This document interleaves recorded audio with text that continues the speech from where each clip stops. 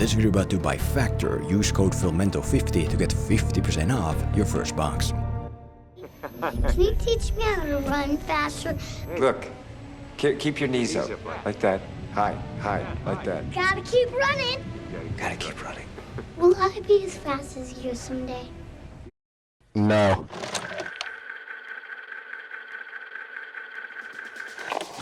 Minority Report is a sci-fi action thriller all the way back from the ancient history of 2002, in which Tom Cruise plays a future cop in a unit who see murders before they happen and try to stop them from happening before they happen. But when TC gets set up to be a future murderer himself, he has to go on the run and uncover a great conspiracy behind this technology, and it may all have something to do with his son that went missing years ago. A son called, well, you PS3 gamers already know. Sean! See a little boy in a... Sean! As you may have heard, this movie is pretty incredible, in no small part thanks to it being made by a cinematic dream team. We got the biggest actor of the time and still today. We got a legendary director at the time and still today. We got a writer who most people may not know, but who other writers know to be the real deal. And we even got source material from an author whose works have led to countless movies you know.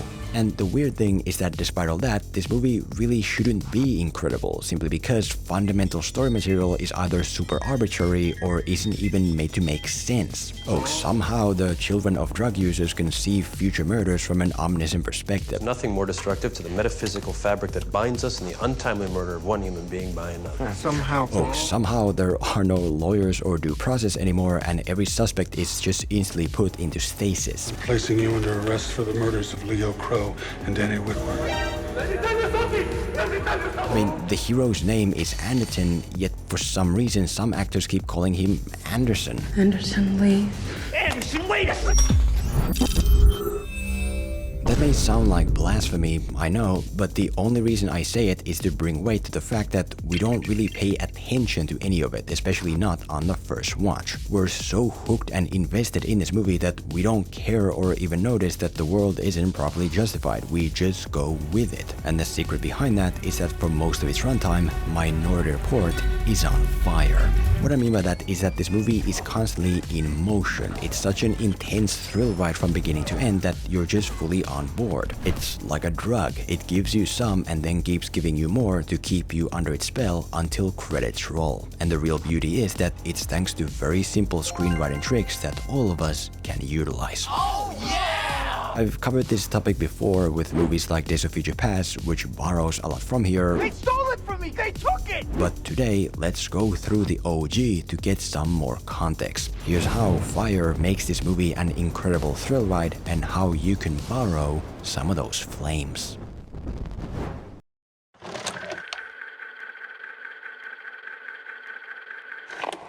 One way this movie keeps the audience hooked is by establishing a future event in form of a question in need of an answer that the audience can look forward to. In the intro section, we see these fuzzy glimpses of a bloody attack, a domestic altercation of some kind, which we then realize to be an upcoming murder predicted by the oracles, which Anderton will now have to prevent. And as Anderton is on the case, we cut to that family from the vision as they inch ever so closer to that incident. That's the fire that's been started for the intro section. We know the murder is coming and our attention will not slip until we've gotten the answer we now crave. Does Anderton find them in time to stop the event, or does it play out as predicted? We know the question and we keep flipping the pages or watching the screen until we have the answer. Mission accomplished. Good work. But an even bigger and better example of this happens soon after. There is this short slump section after the intro where there's nothing to look forward to and your attention can stray enough for you to begin to realize that all of this is pretty damn arbitrary, but then, just before you have time to get lost, there's another prediction of murder. Red ball? Nope. Brown ball. This one's premeditated. Amazing. And this time, it's pretty special, because it's premeditated and because the murderer turns out to be... Chief Anderton, what is this that I'm seeing?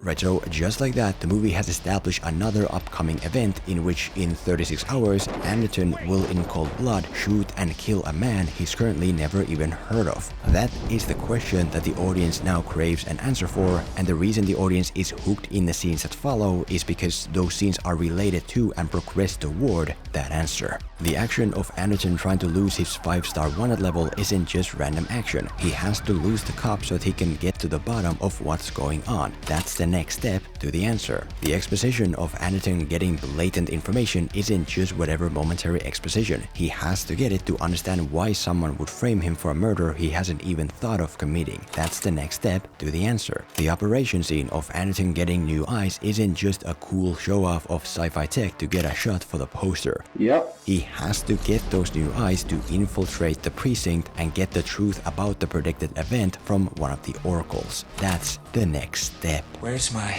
minority report? Do I even have one? Everything that happens serves that upcoming event. It all leads toward the upcoming event. The reason we feel a sense of motion is because we know what we're moving toward. And the question itself has been so intriguingly set up that our attention doesn't waver one bit on the journey there. Just the opposite. With every step closer, anticipation grows, and when after an hour from inception you finally on your first watch get to that event, it's like, oh my god. The others never saw that future. You still have a choice. Leo Crow? Who the hell are you?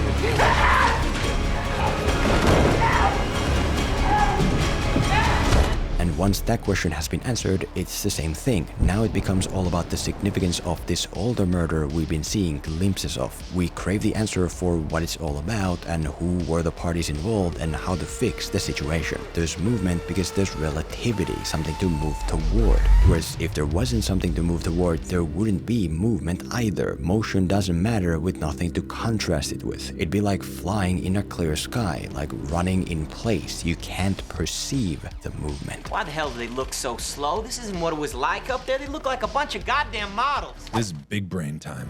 Without something standing still behind the planes, we've got no idea of how fast we're moving. We got no sense of relative motion.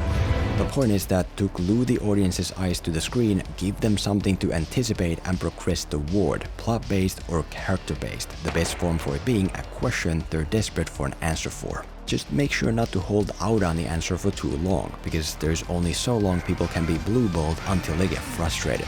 I remember that Last of Us PS4 game presenting this insane cliffhanger question, but then it took so insanely long to get to the answer that I, for example, forgot about the question entirely. Every viewer is different, but usually the safest bet is to answer your initial main journey question at least by the midpoint and then evolve the question into something new. As long as the audience has something they're willing to look forward to, they're gonna keep looking.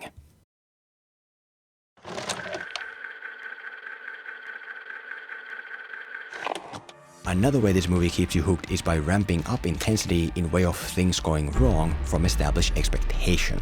As I've mentioned before, this is one of the most fundamental sources of conflict and thus entertainment. Things are all good in the precinct until, oh, a federal agent shows up to find flaws in the prediction technology. That's the conflict. Anderton is in control of the situation until, oh, he's predicted as a murderer and has to go on the run. That's the conflict. Anderton is cruising in his car listening to great tunes until, oh, his car gets overridden to return to the cops. That's the basis for the entertainment.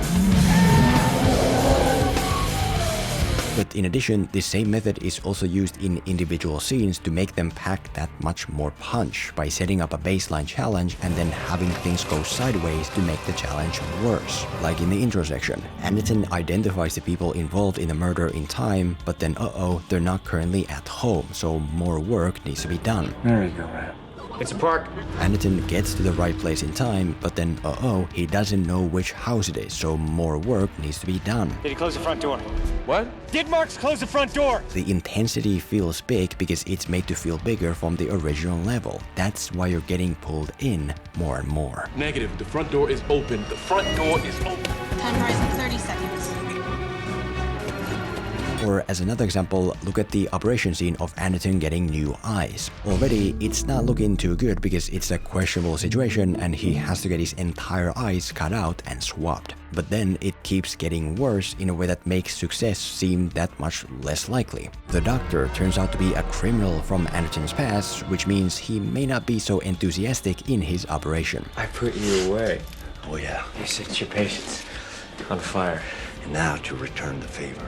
And once the operation is complete, Anderton has to wait a day before taking off the blind or he'll go blind. Except, the cops show up before time is up to check every inhabitant with their spider bots. They know someone is in the apartment Anderton is in and they need eye identification. But the issue is that Anderton can't reveal his eyes or he'll go blind. The bad situation keeps getting worse in a way that keeps the audience staring with their mouth hanging wide open. Once again, it's all about relativity. Intensity and challenge and sense of stakes can ramp up only if you first present a baseline level they're at and then throw in wrenches to make it worse. The meeting with Anderton's future victim already has a lot going for it, but when he realizes that the guy may be connected to the disappearance of his son, it gets that much more difficult for him to not kill the guy. Suddenly, the scene packs that much more of a punch. There is no Minority Report. I don't have an alternate Future. I am going to kill this man. The crucial thing when using this trick, however, is to keep a couple important notes in mind. One is that if you make things worse, you should honor that new worse level. If the doctor is presented to carry a grudge against Anderton, he shouldn't then just do the operation as if the grudge doesn't really matter. Anderton should have to do something more to overcome the situation. Or if not that, then there at least should be a price to be paid. If Anderton has to remove his blind early for the spiderbots, then there should be consequences. He should go blind in that eye or something, because otherwise it can feel a tad bit artificial. Wait a minute! The other note is that the baseline shift has to be organic, because there is such a thing as going too far. If things keep going wrong in a way that doesn't fit, then you lose intensity in exchange for goofy comedy, like in Heavy Rain.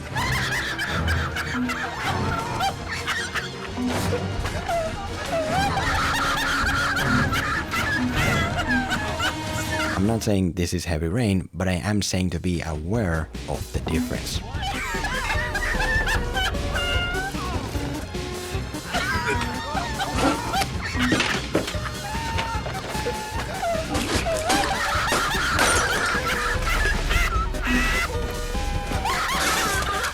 The point is that as long as the baseline shift fits, it can be very effective. It sounds simple, but it can be a lot easier for the audience to listen to exposition when Anderton gets bit by a poisonous vine and needs to be cured during the exposition. Once you have your scene, consider a version where it gets worse, because when done right, it ramps up intensity and also gives actors more to react to and work with, which then in turn can lead to some real kick-ass moments. Possession alone will cost you 6 months. Not to mention your badge. I guess we won't be working together after all. Now put the gun down, John. I don't hear a red ball.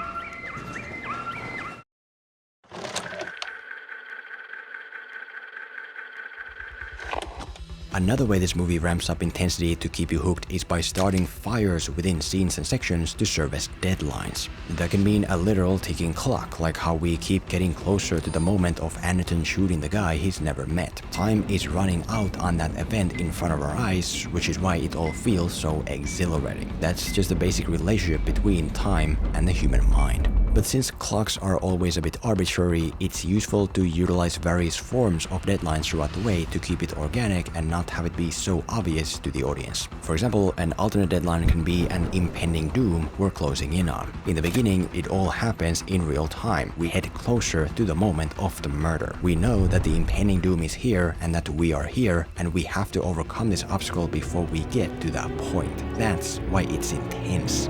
Another deadline can be a force chasing a character from behind to force the character to increase pace. When the cops show up to clear the apartment building Anderton is hiding in after the operation, it's not like the cops check each apartment one by one. That would allow way too much freedom. Instead, That's right, we're gonna cheat. they deploy the spider bots that can check the apartments in numbers. They're coming for Anderton right now in a way that puts his skills and instincts to a real test. He has to figure out how to buy himself a bit more time. He has to figure out how to avoid the spider bots, and he has to do it now under pressure in a way that really sells what he's capable of.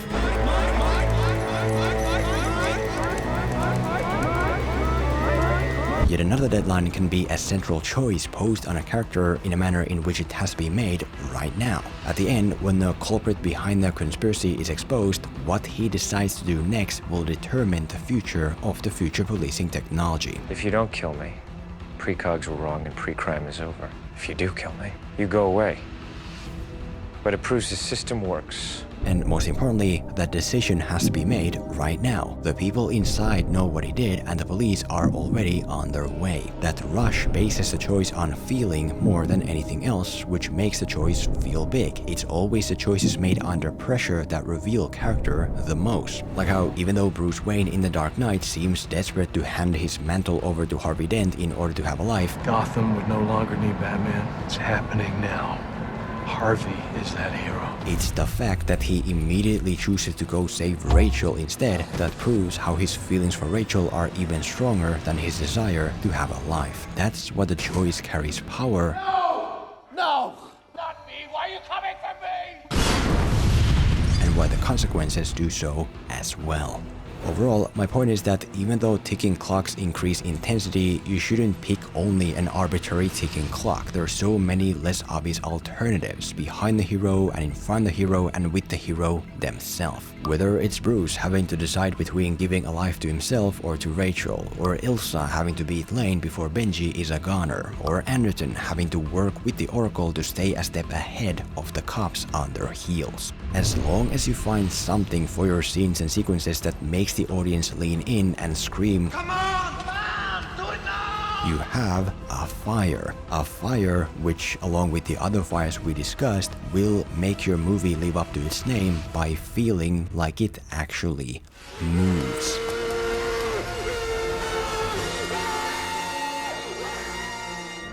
As one last thing before you leave, I want to address the controversy from my post video before I lose some of you forever because of it. In that video, I talked about HelloFresh, which sends fresh ingredients with recipes for you to cook at home without having to spend time looking for everything at the store. But I didn't consider those people who don't have time even to start cooking.